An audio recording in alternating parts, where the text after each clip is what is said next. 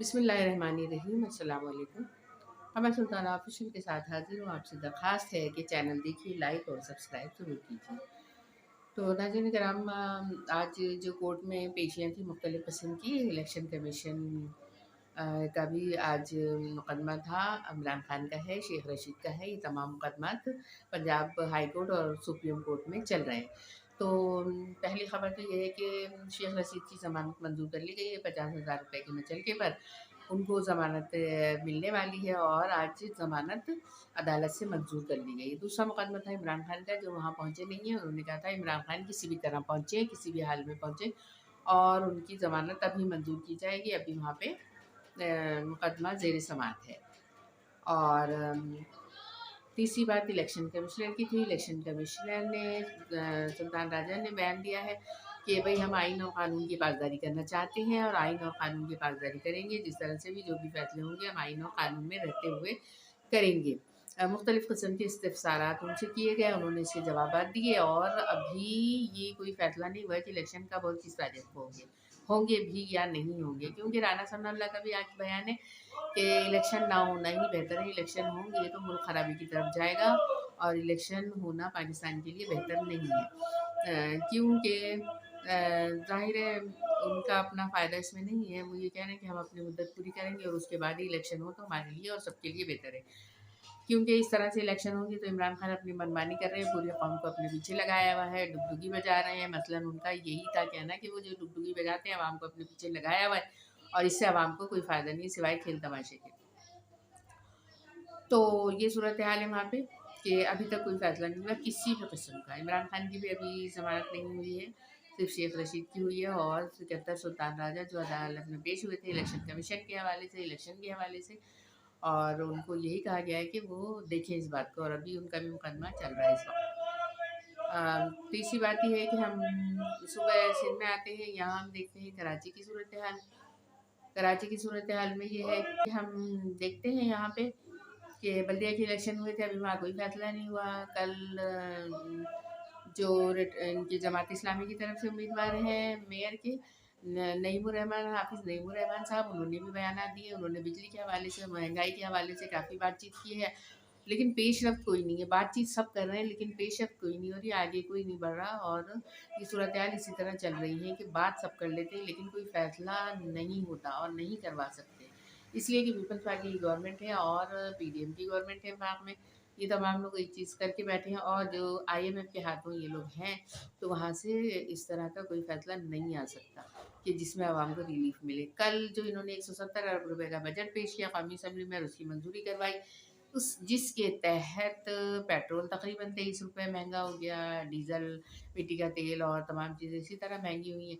दवाओं में महँगाई हो गई है, अनाज में महँगा हो गया है, सब्जियाँ महँगी हैं। हर चीज़ जब पेट्रोल की कीमत बढ़ाई जाती है तो तमाम चीज़ इफ़ेक्ट्स पर आ जाती हैं और सब में असरअंदाज़ होता है हर चीज़। और लग्ज़री आइटम पर जो इन्होंने लगाया है सेल्स टैक्स, तो वो इस कदर बढ़ गया है कि मोबाइल फ़ोन पर जो 25% लगा दिया है टैक्स, तो मोबाइल को लग्ज़री में लिया है। मोबाइल आजकल के दौर में मेरा ख़्याल है लग्ज़री है भी और नहीं भी है, ज़्यादातर तो नहीं है क्योंकि गरीब आवाम के पास वो वाले मोबाइल नहीं होते जिस पे वो ये इस तरह का कर सकें जिसको हम लग्ज़री कह सकें। तो इस लोगों के पास जो मोबाइल है उन पर भी टैक्स हो गया है, बिल वैसे ही महँगे हैं, बैलेंस वैसे ही महँगा है और मोटरसाइकिलें, गाड़ियाँ, इलेक्ट्रॉनिक अशिया तमाम चीज़ों पर जो पैसे बढ़ाए गए हैं वो आवाम की क़ुव्वत ख़रीद से बाहर। अभी कई लोगों के मैंने इंटरव्यू देखे जो चल रहे थे फौरी तौर पर मुख्तलिफ़ चैनल्स पर, तो उसमें रिक्शा ड्राइवर और बाइक वाले जो बेचारे जॉब पर जाते हैं, रिक्शा ड्राइवर अपनी मज़दूरी करता है और वो अपने लिए कुछ हलाल की रोज़ी कमाने की कोशिश करता है, तो वो उसने ये कहा है कि आज मैं अपना रिक्शा बंद करके खड़ा हो गया इसलिए कि मेरे पास इतना अमाउंट नहीं है कि मैं पेट्रोल डलवा कर शाम तक के लिए चलूँ और सवारी जो है मनमाने जो हमारा बनता है वो देने को तैयार नहीं होती। यहाँ पर भी यही सूरत हाल है कि छोटे से छोटा किराया जो 1 किलोमीटर का था 30-40 रुपए था, वो 50 और 60 हो गया है। सुबह ही सुबह ये सब तमाम सूरत हाल हुई है कि किराए में 10 और 20 रुपए का इज़ाफ़ा हो गया है। تو اور آٹا تو ابھی 2-4 دن 1 آدھ ہفتے کے لیے ملا تھا اور اس کے بعد پھر غائب ہو گیا. کل سے آٹا پھر مہنگا ہو گیا. شام ہی کو آٹا مہنگا ہو گیا. 150 اور 200 روپے کلو 10 کلو پر بڑھ گیا. تو یہ صورتحال جو ہے عوام کے لیے کافی گھمبیر ہے اور پریشان کن ہے. عوام تو ظاہر ہے اپنی لیڈران کی طرف ہی دیکھیں گے جن کو وہ ووٹ دے کر اسمبلی تک بھیجتے ہیں, اسمبلی میں ان کو پہنچاتے ہیں کہ وہ ان کے لیے بہتر فیصلے کریں گے. لیکن یہاں پر وہ لگتا ہے سب گروی رکھے جاتے ہیں حکومت کے ہاتھوں. جس کی بھی حکومت ہوتی ہے وہ اپنی مرضی سے منمانی فیصلے کر کے اور عوام پر مہنگائی کا بوجھ یا ان کی زندگی تنگ کر دیتے ہیں. عوام کی زندگی تنگ ہو جاتی ہے اور وہ مختلف طریقوں سے پریشان رہتے ہیں. تو یہ ساری صورتحال ہے اس وقت سندھ کی. سندھ میں ابھی بلدیہ کا بھی سیٹ اپ نہیں آیا ہے اور اس کے علاوہ متحدہ قومی مومنٹ پاکستان جو ہے اس میں بھی اختلافات چل رہے ہیں.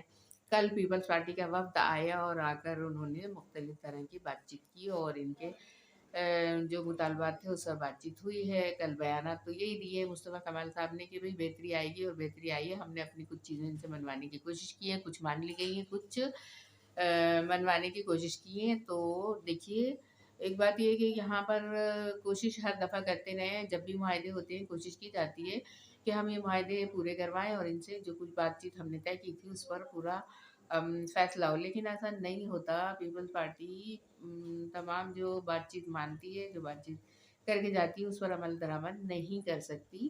وہ صرف باتوں کی حد تک رہ جاتے ہیں. اور یہاں پر ایک مثال یہ سامنے ہے پیپلز پارٹی کی کہ جب تک حلقے پورے نہیں ہونے تھے, بلدیہ کا الیکشن نہیں ہونا تھا. یہی طے تھا ان کے درمیان جب پی ڈی ایم کی حکومت بنی تھی تو یہ طے ہوا تھا کہ جب تک حلقے درست نہیں ہوں گے الیکشن نہیں ہوگا. لیکن یہاں پہ پیپلز پارٹی نے ہی الیکشن کروایا ہے اور کیونکہ اس میں انہیں فائدہ تھا کہ متحدہ قومی مومنٹ کے انہوں نے ووٹنگ اور ان کے حلقے اور ان کی یوسیز کم کر دی تھی. تو یہاں پر فائدہ انہیں کو ہوا ہے. کل پھر وہ پہنچ گئے یاد دہانی کرانے, جی ہاں ہم راضی ہیں, ہم تو کرتے ہیں, ہم نے تو خط بھی لکھا ہے اور یہ کیا ہے. اور اس پر ایم کیو والے مان بھی جاتے ہیں کہ ٹھیک ہے جی انہوں نے خط لکھا تھا, اب وہ بات پوری نہیں ہوئی ہے تو کیا کر سکتے ہیں. اور الیکشن کمیشن نے یہاں پہ ساز باز کی ہے اور اس طرح سے ہوا ہی ہے. تو اسی طرح سے ہم 20-25 سال سے دیکھ رہے ہیں کہ ہم یہ کہتے ہیں یہ ایسے ہو گیا, یہ ویسے ہو گیا, ایسا نہیں ہو سکا, ہم نے یہ کہا تھا, یا اس میں یہ مصلحت آ گئی, یا اس میں وہ مصلحت آ گئی. یہ تمام باتیں کرتے ہوئے زندگی گزر رہی ہے اور یہی دیکھا جا رہا ہے کہ کوئی فائدے عوام کو حاصل نہیں ہوتے. گو کہ یہ ہر دفعہ پیپلز پارٹی سے معاہدہ کرتے ہیں. تو ناظرین کیا ہم جو ہے ظاہر ہے دل گرفتہ ہیں لوگ, عوام الناس پریشان ہیں. لوگوں کو دیکھ دیکھ کر, لوگوں کی باتیں سن کے, لوگوں کے چہرے دیکھ کر بہت افسوس ہوتا ہے. آج صبح ہی کئی لوگوں سے ملاقات ہوئی جنہوں نے مہنگائی کا رونا رویا ہے اور مختلف قسم کی باتیں بتائی ہے جو ان کی زندگی میں درپیش آ رہے ہیں, جو کبھی نہیں ہوئی تھی اس طرح سے. تو ظاہر افسوس ہوتا ہے. دعا ہے اللہ تعالیٰ سے کہ اللہ تعالیٰ ہر کسی کی مشکلات دور کریں, سفر کوشی کا بھرم قائم رکھے اور لوگوں کو ریلیف ملے. اور جو کچھ بھی حکومتیں کرنے جا رہی ہیں اللہ تعالیٰ ان کے دماغوں میں, ان کے دلوں میں بہترین خیال ڈالے اور اس پر عمل کرنے کی توفیق عطا فرمائے. تو ناظرین کرام آپ سے ایک بار پھر درخواست ہے کہ چینل دیکھیے, لائک اور سبسکرائب ضرور کیجیے. اور پھر دوسرے ولاگ میں حاضر ہوں گی میں. اس وقت تک کے لیے اللہ حافظ.